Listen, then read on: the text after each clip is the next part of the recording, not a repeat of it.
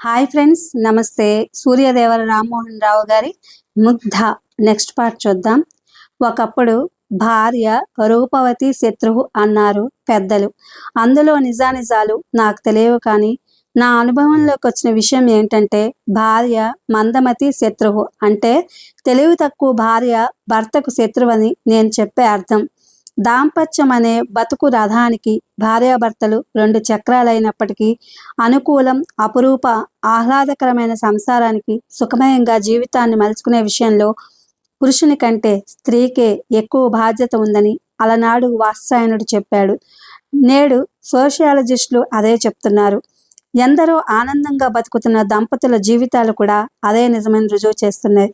సుఖమయ సంసారం కోసం భార్యకు కొన్ని విధులున్నాయని వాత్సాయనుడు కొన్ని ప్రవర్తన నియమాల్ని చెప్పాడు. అందులో మొదటిది, ఆదర్శ గృహిణి భర్తను గౌరవిస్తూ అతని ఇష్టాయిష్టాలను, కోరికలు తెలుసుకుని అతని అభిమానాన్ని పొందడానికి తన సాయశక్తులా కృషి చేయాలి.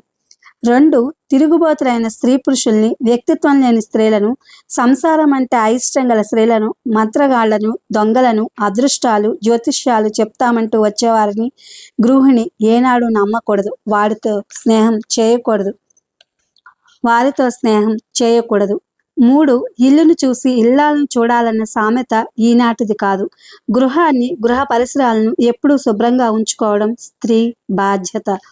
4, 10 సార్లు అడగ్గా ఇచ్చేదానికంటే అడగకుండా అన్ని అందించడంలో ఆనందం ఉంది కనుక భర్త అవసరాలను ముందుగానే గ్రహించి ఆయన చేతే పదే పదే అడిగించుకోకుండా భర్త అవసరాలను తీర్చగల నేర్పరితనం భార్యలో ఉన్నప్పుడు అటువంటి భార్య లభించడం తన అదృష్టంగా భావించి భర్త పొంగిపోవడమే కాదు, అటువంటి భార్యపై భర్త ఎనలేని ప్రేమని పెంచుకుంటాడు.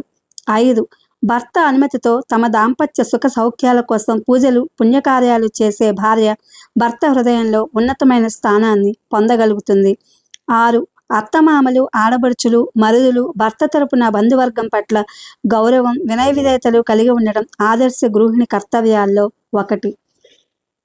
7, భర్త ఇంట్లోకి వస్తున్న శబ్దం వినగానే ఎన్ని పనుల్లో ఉన్నా చిరునవ్వుతో ఎదురేగడం, ఆయన ఇష్టాలకు అనుగుణంగా ఆహార పదార్థాన్ని తయారు చేసి పెట్టడం, భర్తతో పాటు బయటకు వెళ్ళేటప్పుడు ఆయనకు చెడు పేరు రాకుండా అలంకరణలో, ప్రవర్తనలో జాగ్రత్త వహించడం గృహిణి విధుల్లో అతి ముఖ్యమైనది. 8, ఎన్నో కష్టసుఖాలను భరించే భర్త ఎప్పుడైనా తనను బాధించినా, తనతో దురుసుగా ప్రవర్తించినా ఎట్టి పరిస్థితుల్లోనూ చికాకును, ద్వేషాన్ని వెళ్ళగ్రక్కకుండా ప్రసన్నంగా స్త్రీ ఉండగలిగితే తన పొరపాటును తానే గ్రహించి భర్త తన ప్రవర్తనకు సిగ్గుపడి నడవడికను మార్చుకుంటాడు. 9, 10 మందిలో భార్య భర్తను ఎన్నడూ మందలించే ధోరణిలో మాట్లాడకూడదు. అటువంటి భార్య పట్ల భర్త ద్వేషాన్ని మాత్రమే పెంచుకుంటాడని గుర్తుంచుకోవాలి. 10, పక్కింటి సంగతులు ఒక చెవితో విని మరొక చెవితో వదిలేయడం, అనవసరమైన పెత్తనాలు చేయడం, ఇతరుల విషయాల్లో కల్పించుకోవడం, బహిరంగంగా తిరగడం, పెద్దగా మాట్లాడడం, 10 మంది ముందు వెకిలిగా మాట్లాడడం గృహిణికి మంచిది కాదు. ఇలా భార్య ఉండాలి. ఇందులో సగభాగం ఉన్న పురుషుడు ఆ స్త్రీ పట్ల మమతను పెంచుకుంటాడు. కానీ ఇందుకు పూర్తి భిన్నంగా అన్నీ తెలిసి ప్రవర్తించే స్త్రీల వల్ల భర్తకు సుఖం కానీ ప్రోత్సాహం కానీ ఉంటాయంటావా? ఉండవు. భార్యాభర్తల సంబంధాలంటే శారీరక ఆకర్షణ ఒకటే కాదు కదా. 7 నిమిషాల కలయికే భార్యాభర్తల సంబంధం కాదు కదా. బతికినన్నాడు కలిసి ఉండే అపురూప సంబంధం కదా అది. ఆ సంబంధాన్ని పరిరక్షించుకోవడం కోసం మనసా వాచా కర్మణ కలిసి ఉంటామని పెళ్లి మంటపంలోనే ఇద్దరు ప్రతిన చేస్తారు. కానీ నిజ జీవితంలోకి వచ్చాక, కొత్త ఆకర్షణ తగ్గిపోయాక, జీవితంలో డబ్బు, కీర్తి, పదవి, ఐశ్వర్యం మొదలైన మోజులు పెరిగాక భర్త పట్ల భార్యకు కానీ, భార్య పట్ల భర్తకు కానీ చులకన భావం ఏర్పడితే ఇద్దరూ తమ వ్యక్తిత్వాన్ని, తమ బతుకుల్ని నాశనం చేసుకుంటున్నారని అర్థం. అలాగే నా జీవితంలోనూ జరిగింది సురభి. నేను నా భార్య విశాలాక్ష్మి నుంచి ఆశించింది ఒకటి, ఆమె ప్రవర్తిస్తున్న తీరు ఒకటి. దుఃఖంలో ఉన్నప్పుడు కన్నీళ్లు తుడిచేది, ఆప్యాయంగా ఉన్నప్పుడు ప్రేమను పంచేది, ఓడిపోతున్నప్పుడు నువ్వు గెలుస్తావని నమ్మకాన్ని ఇచ్చేది, నిరాశపడుతున్నప్పుడు ఆశను రేకెత్తించేది, అస్తవ్యస్త పరిస్థితులు వచ్చినప్పుడు ప్రోత్సాహాన్ని ఇచ్చేది కూడా భార్యే కదా. అలాంటి భార్య తన భర్తను అర్థం చేసుకోకపోతే ఏం జరుగుతుందో నా జీవితంలో కూడా అదే జరిగింది.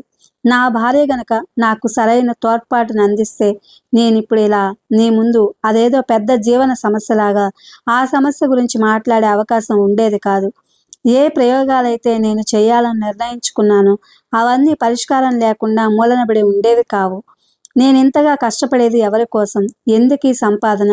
ఎందుకు పొద్దున లేచిన దగ్గర నుంచి సాయంత్రం వరకు దేవులాడటం? నేనింతగా శ్రమపడేది ఎవరి కోసం? వాళ్ళు నన్ను అర్థం చేసుకోవడానికి ప్రయత్నించినప్పుడు, బాధను పంచుకోవడానికి కనీసం ప్రయత్నం చేయనప్పుడు, ప్రపంచంలోని మగాళ్ళందరిలాగానే నేను మానసిక ఆందోళనకి గురి కావడం సహజం కదా. నీకు తెలుసో లేదో కానీ సురభి, ప్రపంచ సైకాలజిస్టుల పరిశీలనల ప్రకారం కేవలం 18% దాంపత్యాలు మాత్రమే సుఖ సంతోషాలతో, ఆనంద డౌలికల్లో, ఉల్లాసాల్లో నిత్యం విలసిల్లే సంసారాలు తేలాయి.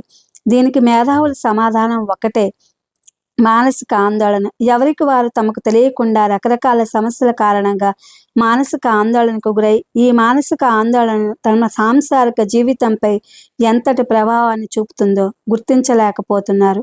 మానసిక ఆందోళన గురైన వ్యక్తి శృంగారం మీద ఏమాత్రం శ్రద్ధ చూపించలేడు.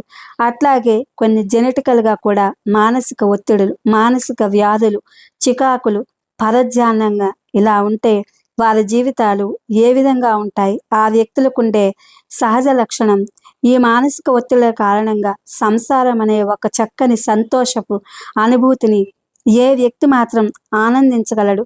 కానీ అలా మానసికం జెనెటికల్గా వచ్చిన వ్యాధితో మాత్రం కాదు. నా జీవితంలో కొన్ని ఒత్తిడుల కారణంగా నా జీవితాన్ని ఇలా గడిపేస్తున్నాను సురభి. ఇందుకు ఉదాహరణగా నేను అహోరాత్రాలు నేనెందుకు ల్యాబొరేటరీలో ఉంటున్నానంటే దానికి కారణం ఇదే. కొంతమంది జెనెటికల్గా మానసిక రోగాలతో ఉండేవాళ్ళు, వాళ్ళని చేసుకునేవాళ్ళు, ఇంకా వాళ్ళ జీవితాలు అంతే. వాటికి సమాధానాలు ఉండవు, దొరకవు. కొందరు చదువులేని మూర్ఖులు, కొందరైతే చదువుకున్న మూర్ఖులు, మరికొంతమంది అయితే ఈ తరహాకు చెందిందేనా నా భార్య అని విశాలాక్ష్మి గురించి అనేక సార్లు ఆమెతో చాలా సున్నితంగా నా భావాన్ని చెప్పాను. అర్థం చేసుకోలేదు కూడా. చెప్పి ఊరుకున్నాను. నా మౌనం అన్ని విషయాల్లోనూ చేతకానితనమైపోయింది. అంతే. ఈ పరిస్థితుల్లో నువ్వు నాకు దగ్గరకొచ్చావు. నాకు ఓదార్పునిచ్చే స్త్రీ కోసం నేను వెతుకుతున్నాను. నా ప్రాబ్లమ్స్ సాల్వ్ చేసే స్త్రీ కోసం నేను వెతుకుతున్నాను. Surabhi, I need your help, that's all. చాలా ఉద్రేకంగా చెప్పుకొచ్చిన శ్రీధర్ అంతరంగాన్ని అర్థం చేసుకోవడానికి ప్రయత్నిస్తోంది సురభి. ఇందులో మీ తప్పేం లేదని నాకు అనిపిస్తోంది సార్. నా స్వార్థం వల్ల నేను ఇలా చెప్పడం లేదు. రేపు మనం కలిసి ఉంటున్నామని ప్రపంచానికి తెలిసినప్పుడు ఎన్నెన్నో మాటల్ని సొసైటీ నుండి భరించాల్సి వస్తుంది. వాటన్నింటికీ మీరు రెడీయేనా? సీరియస్గా అడిగింది సురభి. నా సొసైటీ ఒక్క విశాలాక్షి మాత్రమే కాదు. ఆ కామెంట్లు నేనిప్పుడు పడుతూనే ఉన్నాను. ఇకపై తోడుగా నువ్వుంటావు. సగం అక్షింతలు నీకు కాబట్టి నాకు పెద్దగా బాధేం ఉండదు నవ్వుతూ అన్నాడు శ్రీధర్. శ్రీధర్తో నవ్వుతూ శృతి కలిపింది సురభి. ఎస్ మిస్టర్ శ్రీధర్, నీ కోసం, నా ఛాలెంజ్ నిలుపుకోవడం కోసం నిన్నొక అద్భుతమైన వ్యక్తిగా తయారు చేస్తాను. స్త్రీ సంకల్పానికి ఎదురు నిలిచే శక్తి ఏది ఈ ప్రపంచంలో లేదని నిరూపిస్తానని మనసులోనే నిర్ణయించుకుంది సురభి. మా ఫ్రెండ్స్కి పరిచయం చేస్తాను, రండి. ఇద్దరూ లేచి రోజ్ గార్డెన్లోంచి కాటేజ్ దగ్గరకు వచ్చారు. అలక ఒక్కతే ఉంది. అలకకు పరిచయం చేసింది శ్రీధర్ని. నీలిమ, ముగ్ధ రాలేదా? ముగ్ధ వచ్చి మళ్ళీ వెళ్ళింది. నీలిమ ఇంకా రాలేదు చెప్పింది అలక. నేను వెళ్తాను, రేపు కలుస్తావా? నవ్వుతూ అన్నాడు శ్రీధర్. అలాగే అన్నట్లు తల ఊపింది సురభి. శ్రీధర్ రోడ్డు మీదకొచ్చాడు. ఇది ఫ్రెండ్స్, సూర్యదేవర రామ్మోహన్ రావు గారి Mugdha. Thank you for watching.